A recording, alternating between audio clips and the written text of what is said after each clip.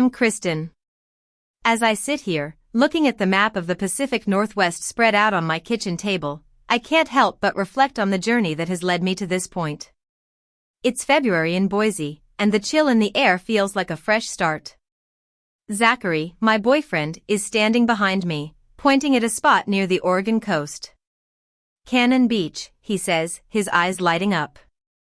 Great views, quiet town, perfect for a weekend getaway. I smile and circle the name with my pen. After months of hard work on the community center project and the coffee shop branding, I finally feel like I can take a break. The idea of a trip with just Zachary, away from the chaos of my past, feels like a reward. But it wasn't always like this. It all started last July, at my sister Lily's 32nd birthday party in an Italian restaurant in Boise. I had been bailing out my family for years. My mother, Helen, was always mismanaging her finances, and Lily, well, she was never really able to hold down a job. I'd paid their bills, covered their rent, and cleaned up their messes. On that fateful night, I thought I'd done something big. I slid a sealed envelope across the table, my chest tight with hope. Inside was $6,000, enough to cover Lily's rent for 6 months. I was hoping it would heal the old wound between us, a wound that had started 12 years ago when I was 20. Back then, I'd saved up from my part-time job at a bookstore to buy Lily a handmade bracelet. I thought the colorful beads matched her style. But when she opened it, she laughed and said it looked like something from a garage sale. I apologized over and over again, but she held on to that grudge like a precious possession. Over the years, that bracelet became my punishment. Every time I hesitated to give them money, she'd bring it up. I'd become their personal ATM. I paid Helen's credit card bills when she maxed them out, and covered Lily's rent when she spent her paycheck on clothes and parties. But that night at the restaurant, when Lily ripped open the envelope, glanced at the note, and smirked, something inside me snapped. "You think this means you're forgiven?" she said, her voice sharp as a blade. Helen, my aunt, and a few cousins erupted in laughter. My face burned, and my hands shook. I reached over, snatched the envelope back, and said, "Then never mind." The laughter died, and within minutes, they were screaming at me. Helen leaned forward, her voice sharp. "Kristen, don't do this. You're making a scene." I took a deep breath, my heart pounding. "I'm done," I said, loud enough for everyone to hear. "No more money. No more bailing you out. I've paid enough." Lily's face twisted with anger. "You're selfish," she spat. "You think you're better than us because you have a job?" Helen jumped in, her tone pleading but laced with guilt. "Kristen, we're family. You can't just walk away." I'd heard it all before. Every time I tried to set boundaries, they'd pull me back in with guilt. But this time, I was done. "You've taken enough," I said, my voice steady. "Figure it out yourselves." I grabbed my purse and walked out of the restaurant. The summer air was thick with the hum of traffic, and my hands were still trembling. I got in my car and drove home, the city lights blurring past me. I knew that nothing would ever be the same again. A week later, my phone wouldn't stop buzzing. Lily sent a barrage of texts. "Kristen, you can't just cut me off. I need help with my car payment. And then, you owe me after that stunt you pulled." Helen's messages were even worse, filled with guilt tripping. "Kristen, we're struggling. You're all we have. How could you do this to us?" But then, Lily sent a text that pushed me over the edge. "I saw this amazing pair of shoes online. Only $250. Send it over." She was jobless, living off my money, and now she wanted designer shoes. I opened my banking app, sent her $1, and typed enough for now. Helen called minutes later. "Kristen, what's wrong with you? Lily's in trouble. You can't just send her $1. I gripped the phone tightly. "My patience is gone, Helen. I'm not a bank. I told you I'm done." she gasped, and I hung up. The calls and texts kept coming, but I stopped responding. I was starting to realize that they didn't want me, they wanted my money. A few days later, Zachary invited me to a family barbecue at his parents' house. I was hesitant, still raw from the fight with my family, but I decided to go. When we arrived, Zachary's dad, Robert, was flipping burgers at the grill, cracking jokes. His mom, Carol, greeted me with a warm smile and said, "Kristen, grab a drink, make yourself at home."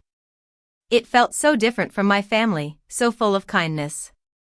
Then I met Zachary's sister, Mia, a 24-year-old with a creative spirit and paint-splattered sneakers. She pulled me aside and said, "Zach told me what happened. Your family sounds like they don't see you. That's their loss." No one had ever said that to me before. Mia handed me a lemonade and said, "You're pretty cool, Kristen. Don't let them make you feel small."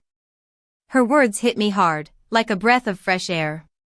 We sat on the grass, watching Robert and Zachary argue about grill techniques, and I felt a sense of belonging. Carol brought me a plate of food and said, "You need to eat," with genuine concern in her voice. Mia stayed close, asking about my graphic design work. "Show me your portfolio sometime," she said. "I bet it's amazing." For the first time in weeks, I felt like I could breathe. A quiet September evening, my doorbell rang. It was Helen, standing on my porch, her face tight with worry. "Kristen, we need to talk," she said, pushing past me into the living room. She sat on my couch, wringing her hands. "The bank's going to take the house. I owe $7,000. You have to help us." I took a deep breath and said, "Helen, I told you I'm done. I can't keep fixing your problems." Her face fell. "Kristen, this is our home. Your sister and I have nowhere else to go. You're our only hope." I'd heard that line before, every time she needed money. I shook my head. "You need to figure this out yourself. I'm not your bank." She snapped, "You're heartless. After everything we've done for you." But I was done with the guilt.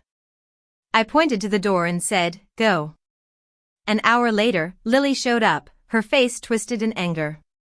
"You're really doing this? You're letting Mom lose the house." I stayed calm and said, "Lily, I'm not paying anymore. You both need to take responsibility." She laughed bitterly. "Responsibility? You're the one who owes us. You think you're some big shot with your fancy job looking down on us." She brought up that stupid bracelet again, trying to guilt me. I stared at her, my patience gone. "You're 32, Lily. Grow up." She flinched, but her eyes burned with defiance. "You're abandoning us. You'll be alone, Kristen. No one will want you." I pulled out my phone, sent her $2, and said, "It's more than you deserve. Now get out." She stormed out, slamming the door. It was early October when Mia came to my door with a rolled-up piece of paper. "I made something for you," she said, her eyes bright. It was a drawing of a Boise street, with a figure that looked like me standing confidently in the center, surrounded by light. I was touched. No one in my family had ever done something like this for me. Mia's drawing was a reminder that there were people who saw me for who I was. Later that week, Zachary invited me to his parents' house for dinner. Robert showed me sketches of a local park renovation. "We're planning a community center in that park. New murals, signage, maybe a sculpture. I've seen your graphic design work. You're really good. Want to take on the design for this?" I was shocked. "Me?" I asked. Robert chuckled. "Yeah, you. We need someone with vision, and I think you've got it." I spent the rest of the dinner thinking about the project. Mia sat across from me, sketching on a napkin, and gave me a thumbs up. Zachary squeezed my hand under the table, giving me the support I needed. By December, Boise was in a cold snap, and I was deep in the community center project. I got a call from an old family friend. She told me that Lily had lost her apartment and was working as a server at a diner. Helen was also in a bad spot, with bills piling up.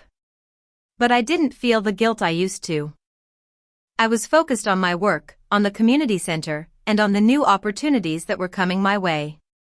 A few days later, I got an email from a local business owner. They'd seen my portfolio thanks to Robert's network and wanted me to design branding for a new coffee shop. It was a big project, a chance to build my name. Zachary was so proud of me.